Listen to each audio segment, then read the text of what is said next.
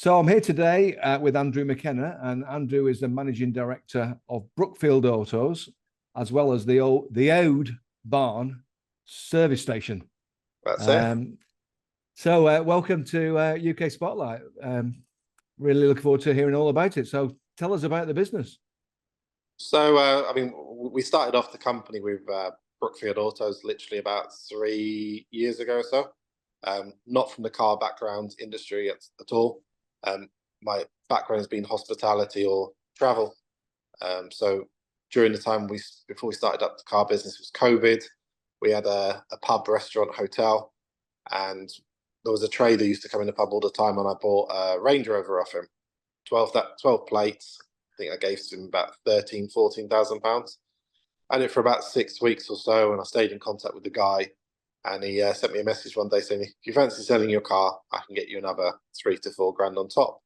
I mean, Mrs. called me a bellend, and she was like, don't do it, don't do it. I was like, yeah, it's money, it's money. So gave it back to her. He took it in, washed it, cleaned it, took pictures of it. I think I had it for another week afterwards.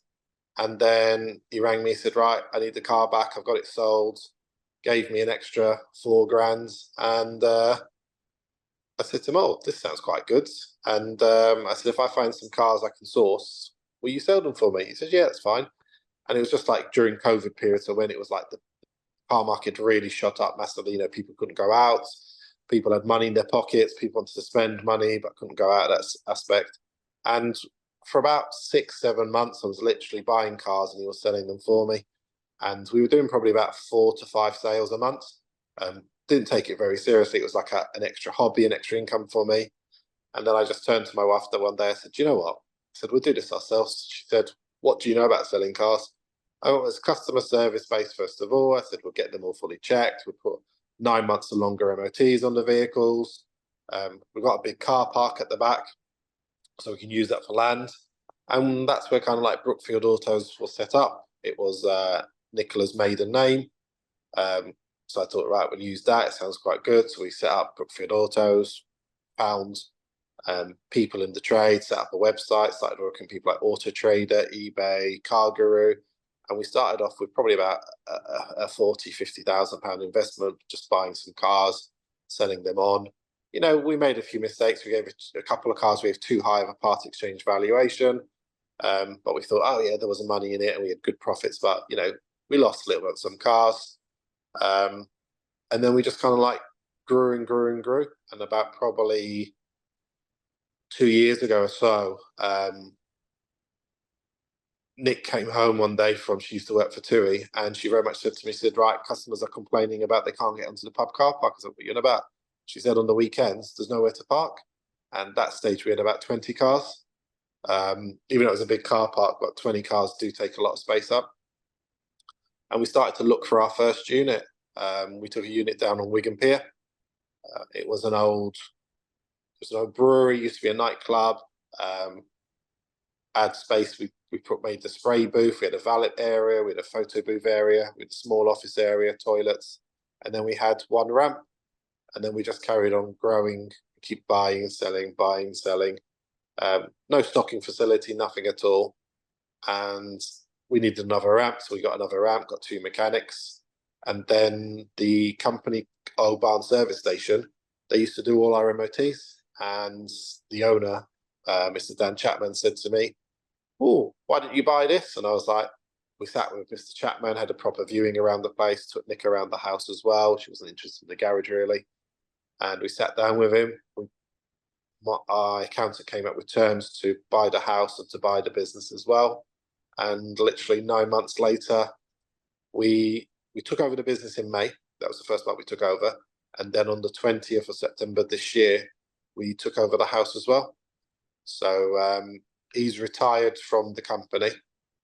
Still a director at the moment, but he's going to be retiring fully off as a director, and he just wanted to enjoy life, because the Awld Barn has been around for about 63 years. So his granddad had actually set the company up. Proper family business, in a village, MOT testing, servicing, they've got cars coming here which are like whiskey plates, and Y plates. They're like 20, 25 years old, proper like in the village location and all the rest. So we've improved things quite a lot. We've turned ramps being 4 posters to 2 posters. We've improved the lighting system. We've put new shutters, and we're constantly investing in new technology. I mean, we've got a new MOT bay which will be coming in. It was an ATL2, so it means it's a 2-man testing bay. So you always need to have 2 men on site to do an MOT test. And we've just had the approval to turn it into an ATL1, so one person can just test the car on their own for MOT purposes. That's an investment of just under £30,000 to put a new ramp in, new brake testers, new smoke machines, and get it all correctly connected to the system. So yeah, I think that's really gives you a good idea. 2 separate companies, the Brookfield Auto side of things, we're still very much selling second-hand cars.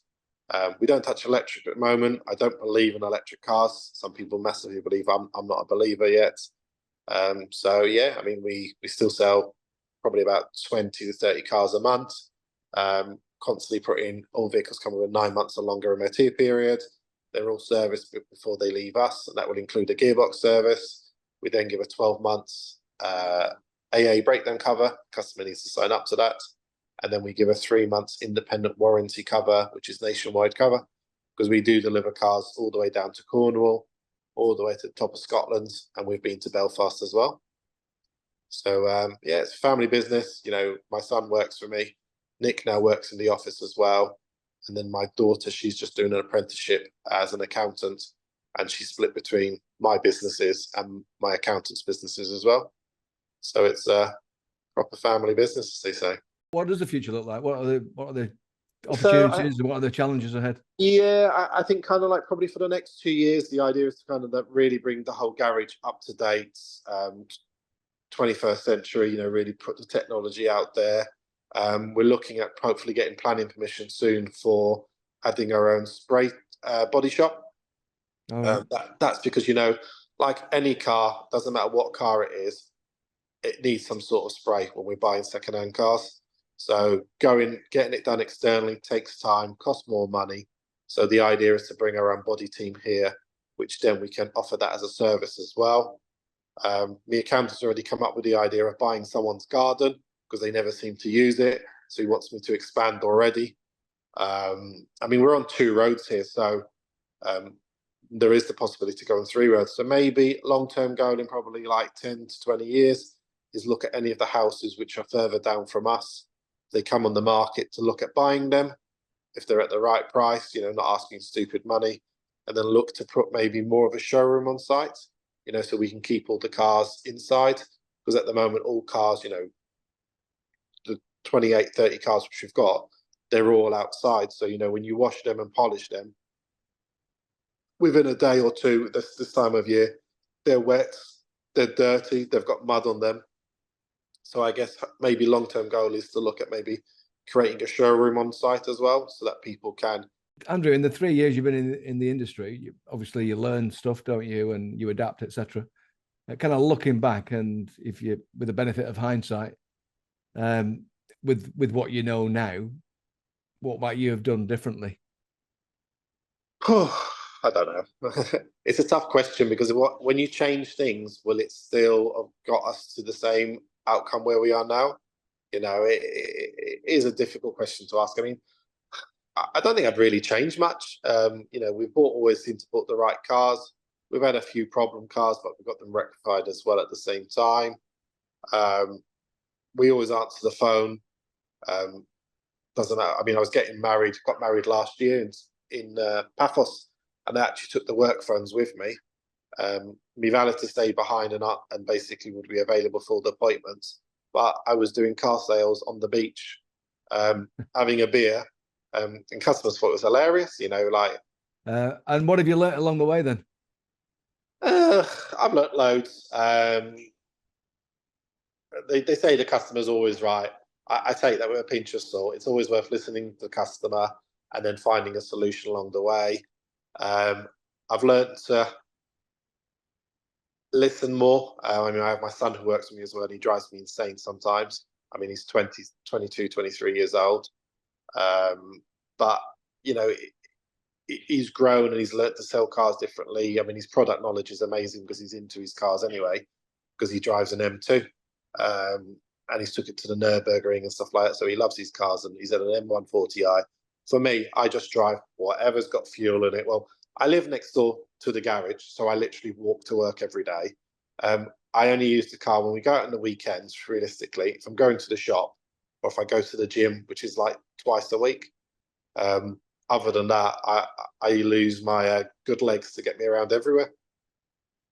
Yeah, good advice. Yeah, that's it. Excellent. Well, Andrew, thanks very much for that. And I wish you all the best for the future. Sounds like you've got an exciting time ahead. Yeah, it's going to be a fun next 5 years, I think.